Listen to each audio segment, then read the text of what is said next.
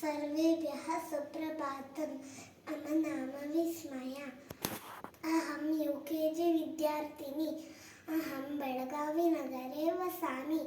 अहं श्रीश्लोकवर्गस्य विद्यार्थिनी अस्मि। अस्माकं गुरुः श्रीमती सन्ध्या भट्।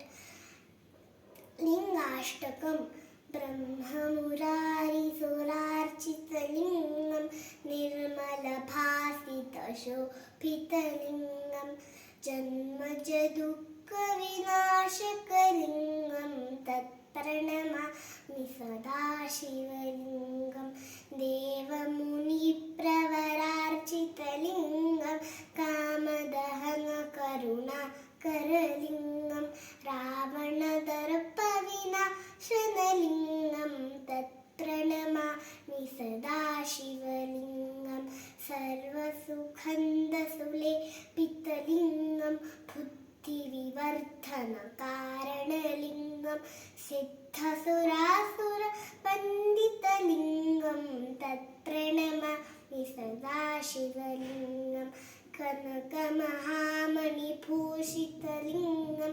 पणिपतिवेष्टितशोभितलिङ्गं दक्षसुयज्ञविनाशनलिङ्गं तत्प्रणमामि सदा शिवलिङ्गं कुङ्कुमचन्दनलेपितलिङ्गं पङ्कजहारसुशोभितलिङ्गं सञ्चितपापविनाशनलिङ्गं तत्प्रणमामि सदा शिवलिङ्गं देवगणार्चितसेवितलिङ्गं भावैर्भक्तिभिरेवचलिङ्गं दिनकरकोटिप्रभाकरलिङ्गं तत्प्रणमामि सदा शिवलिङ्गम् अष्टदलोपरिवेष्टितलिङ्गं सर्वसमुद्भवकारणलिङ्गम् अष्टदरिद्रविनाशनलिङ्गं तत्प्रणमामि सदा शिवलिङ्गं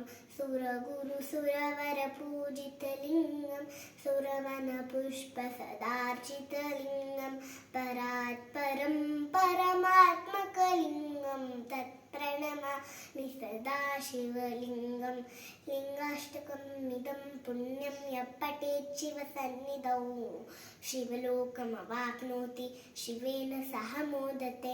धन्यवादः।